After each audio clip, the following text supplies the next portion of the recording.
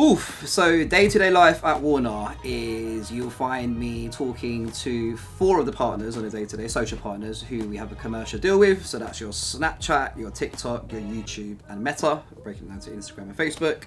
And I'll be updating them on all things campaign-wise on what our artists are doing across all the 5 labels here.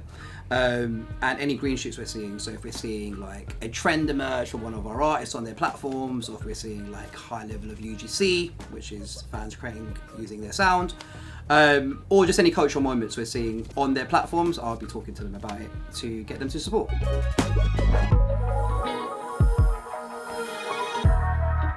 I have worked across artist management, I've worked as a journalist, I've worked as a publicist, and then the most recent, well, not most recently, but the most longest, I've worked in digital for the last 10 years now.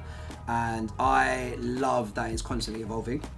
So when you think digital, you don't just think social media, you think of DSPs, you think of paid media, you think of, and then when you break that down even further, you think of creator marketing, content marketing, CRM, and it's such a behemoth, and there's so many sub roles within a big role. And just it's constantly changing, so it doesn't ever feel repetitive.